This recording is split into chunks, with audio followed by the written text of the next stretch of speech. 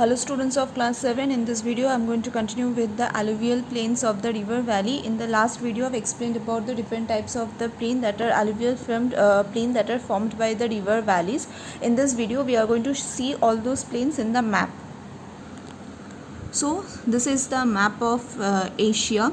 So the first plain that we are going to study about means the first alluvial plain that are formed by the rivers is the plain formed by the river Tigris and the Euphrates. So here you can see that the Tigris and the Euphrates are present. This is Tigris and this is Euphrates. So this is the plain through which this Tigris and the Euphrates are flowing, and they formed a very fertile alluvial plain in this particular region.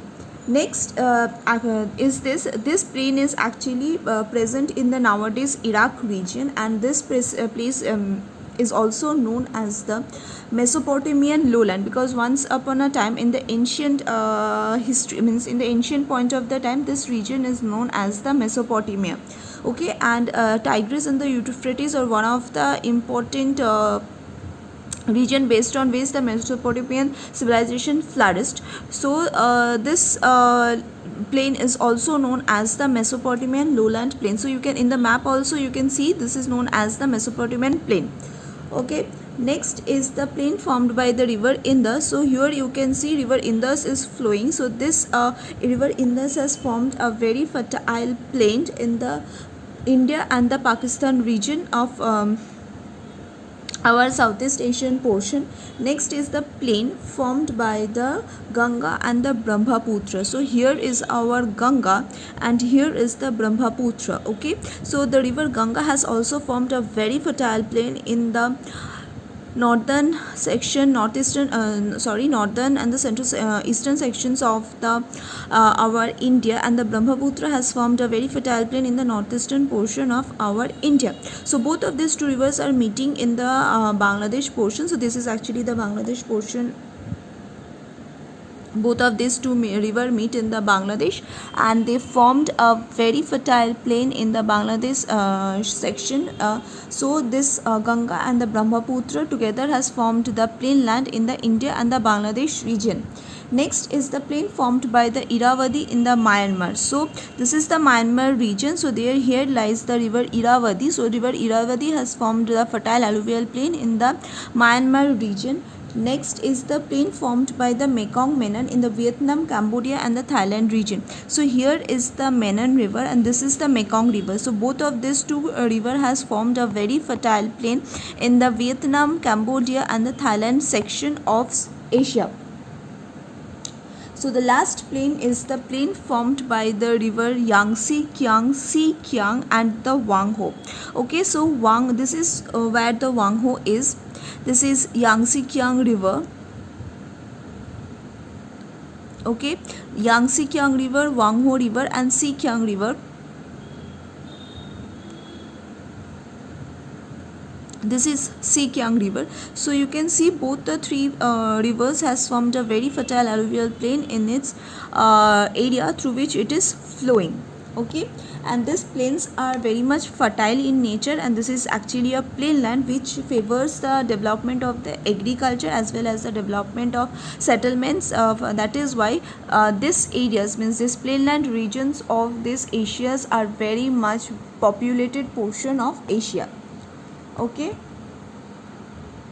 the next landform feature is the islands with volcanoes in the eastern side of Asia. Okay, so the extension of this island with the volcano in the eastern portion of the Asia is from the eastern and southeastern portion of the Pacific, from the Kamchatka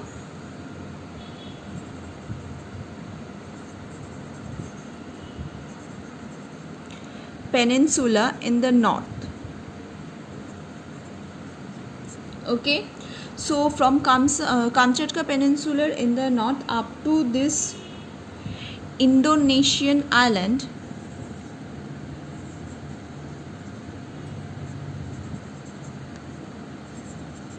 is the total extent of these islands with this volcano in the eastern section of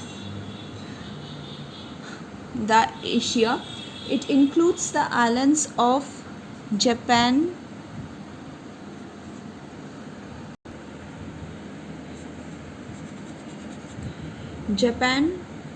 then Taiwan,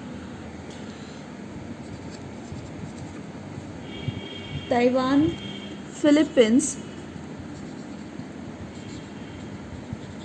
and Indonesia. Okay, so now let us see this in the map. So this is the map of Asia.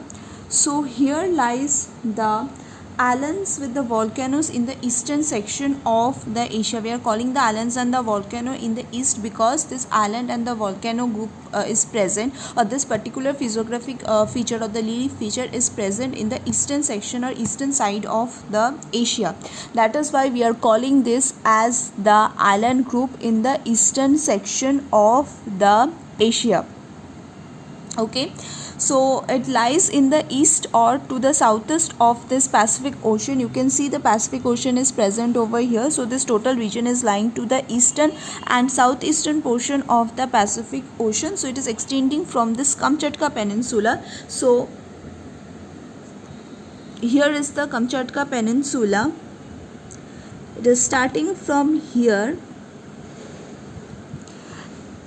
and it is ending over here, including this islands of this Indonesia. Okay, so this is the total stretch or the total region which is covered by the islands group. Okay, so this island group includes the islands of Japan. Here is the island of the Japan. Japan means all the islands of Japan are included under this. Like this Honshu, then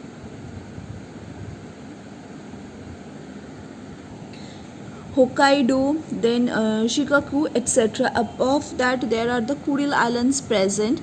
Next, below this there are small islands you can see present over here in this particular region in the East China Sea section. Next is the islands of the Philippines. So here lies the islands of the Philippines group of the islands.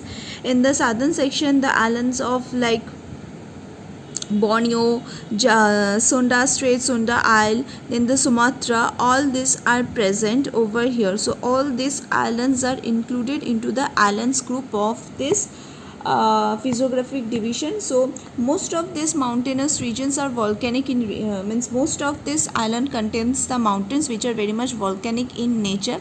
That is why it is being named like the islands with the volcanoes. Okay, because these mountains are volcanic in origin or volcanic in nature. That is why it is being known as the islands with volcanoes. So this is the end of this video. I'll continue with the next of the portion in the next video. Thank you everyone.